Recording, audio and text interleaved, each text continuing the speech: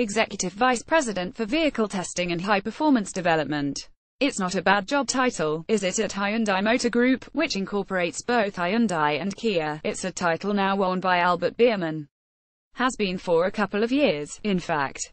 Because, at 57, if somebody makes you an offer, and you've been at your old place for 32 years, what else are you going to do? Even if your old place was BMW, and eventually you were basically in charge of the revered M division.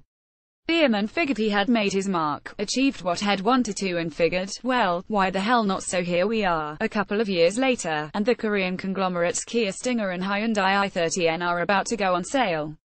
Fruits of the labor, if you like. We've seen Biermann twice this year. In April, while he was on a trip to the UK to suss out our roads and how vehicles dynamically handled them, more on which later, and then, backstage at the Frankfurt Motor Show, Biermann was on good form on both occasions, as you might expect given the products HE's putting out. Both i30N, which is Hyundai's first proper hot hatch, and Stinger GT, the Kia that will be aiming for the BMW 4 Series Grand Coupe, have been warmly received. Things are good, everything is finished, he says of the Stinger GT. I mean, we have no mass production cars out yet, but they're more or less on the way from Korea to Europe. Those who have driven this new Grand Tourer, a rear-wheel drive executive hatchback coupe, including Autocar's own testers, have warmed to it. People are surprised a Kia can drive like this, says Biermann. And at this moment, we have only put the 3.3-litre V6 out, and we're not focusing on the 2.0-litre petrol or the diesel versions.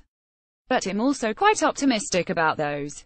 Of course some power is missing, but the sporty character is there, which is all very well, Albert, if the Stinger is a flagship vehicle. But what of the cars beyond that we try, Biermann says.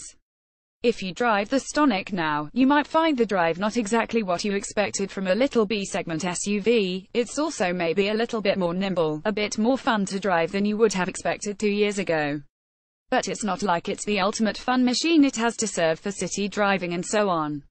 He also says Kia has put a lot of effort into the next Ceed, so you can expect a good step up for driving fun, precision, agility and so on compared with the previous Ceed, and that's a car that gets a little more attention and focus in that area.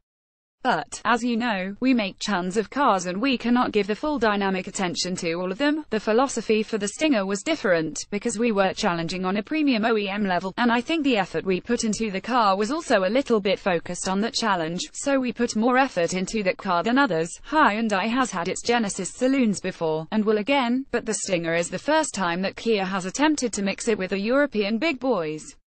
Has public perception shifted at all? I can't tell yet, but I'm sure it will happen, Biermann says. The Stinger will change the expectation of Kia cars in general, because people will think we can perform at a higher level. He knows, though, that it will be a long haul to get a Kia into the same conversation as an Audi, BMW or Mercedes-Benz, as you would expect from someone who spent so long at M Division. It's the dynamics that get Biermann's attention. Hence the visit to the UK. That event clearly gave us more focus on attribute tuning. Our team went to the UK again in late August, so we definitely take more care of UK's driving requirements. He tells us Britain's uniquely crappy roads are one of the reasons why the Kias and Hyundais of today and tomorrow will be better to drive than the current ones. The UK adds more challenge, Biermann says. You have bad roads, the surfaces are poor, and you have more crown and the narrowness of the roads where everybody has to go between hedges. And narrow city roads too. You don't find that so much in Germany, where so far we have focused our European tuning. Coming to the UK means we are clearly focused on more agility, steering response and steering precision for the future, he says. And also to adjust a little bit more for the harsh roads. Not all companies do that, you know, pay attention to the little details like that, to get things fundamentally right. It's new for Kia too. We have some new experiences, says Biermann. But it's very fruitful because, all of a sudden, our car is competing on a premium European car level. And they're enjoying it, you know, so are we, Albert, so are we. Biermann's greatest hits BMW M3 E30 race car touring cars get little more successful or famous than the E30 M3, one of Biermann's early projects at BMW, owing to a background in which he did a spot of racing himself. BMW X5 E70, the original X5 E53, was a groundbreaking car. Biermann was project leader on the second-generation version, tasked with making it more luxurious. BMW 1 Series M Coupe. Biermann's arrival at BMW's M division, which he became head of in 2008, largely coincided with MU's move to turbocharged engines. The 1 Series M Coupe, a cult classic produced in 2011, is arguably the greatest of those so far. Hyundai i30N turbochargers, still, but also the first front-driven car that Biermann has headed development of.